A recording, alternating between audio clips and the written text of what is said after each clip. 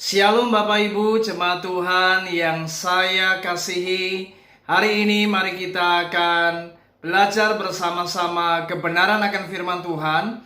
Dan kita sudah memasuki hari-hari di mana kita sebentar lagi akan meninggalkan tahun 2022 dan menyongsong tahun yang baru, yaitu tahun 2023. Nah, renungan singkat di hari ini saya akan beri tema yaitu Strong Hope. Mari kita akan membaca di dalam Yesaya pasal 43 ayat yang ke-18 sampai 19. Demikian bunyi kebenaran firman Tuhan.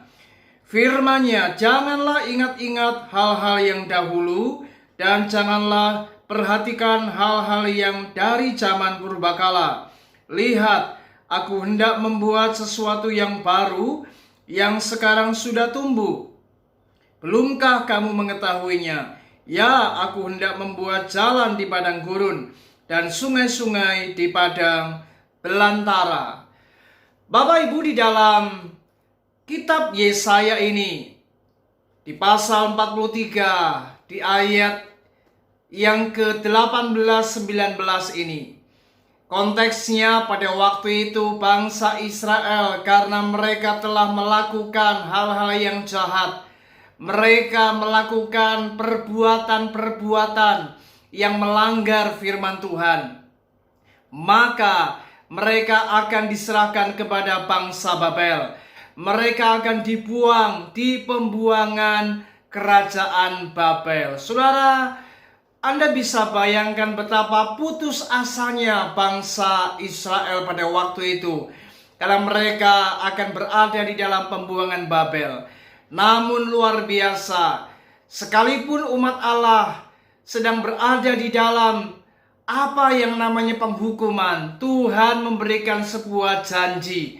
Tuhan memberikan sebuah harapan bahwa Tuhan tidak akan meninggalkan umat pilihannya.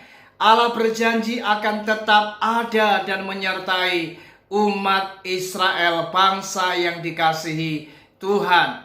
Dan itu sebabnya di ayat yang ke-18 dan ke-19 kita melihat ada sebuah jaminan dan janji Tuhan akan ada sebuah pengharapan bagi bangsa Israel. Saudara, hari ini kita sebentar lagi akan meninggalkan tahun 2022 dan kita akan masuk di tahun yang baru, tahun 2023. Kita tidak akan pernah bisa mengerti apa yang akan terjadi di tahun yang akan mendatang ini. Ada banyak prediksi yang memberitakan hal-hal yang menakutkan, hal-hal yang mencemaskan. Tetapi saya mau berkata, pesan Tuhan untuk tahun 2023 ini, mari belajar miliki apa yang namanya pengharapan yang kuat. Belajarlah, jadilah anak-anak Tuhan yang tetap memiliki harapan yang kuat di dalam Tuhan. Kalau kita melihat akan keadaan dunia ini Bapak Ibu, maka kita tentu tidak akan pernah bisa memiliki harapan. Karena dunia ini tidak akan pernah menjanjikan sesuatu yang lebih baik. Semua yang terjadi ini akan mengabarkan akan hal-hal yang buruk, yang menakutkan, yang menggelisahkan. Tetapi jika kita berharap di dalam Yesus, di dalam Tuhan, maka jiwa kita pasti akan tenang. Itu sebabnya mari hari ini jangan pernah berputus asa. Mari milikilah harapan di dalam Kristus.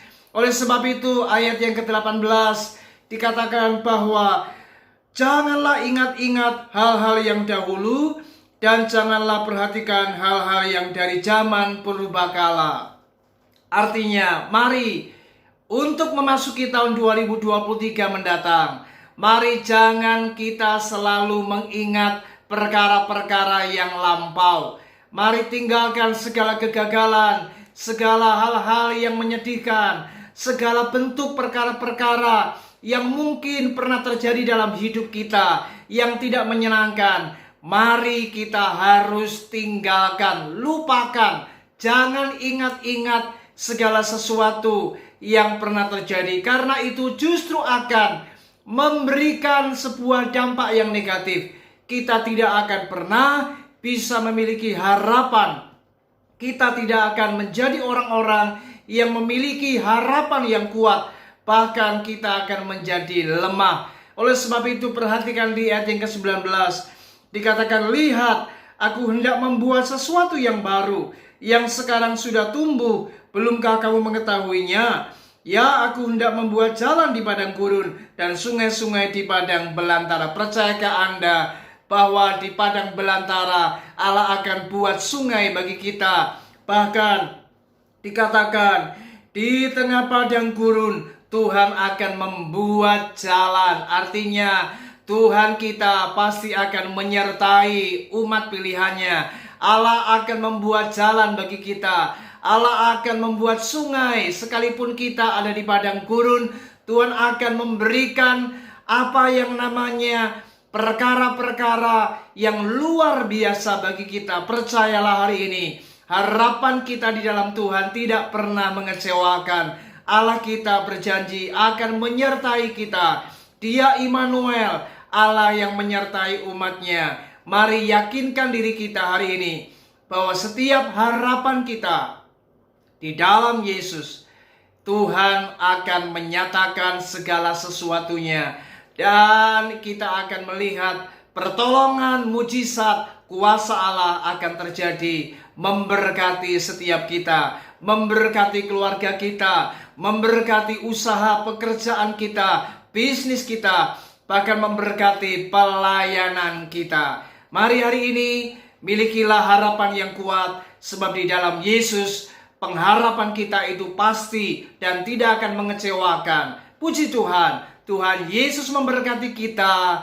Shalom.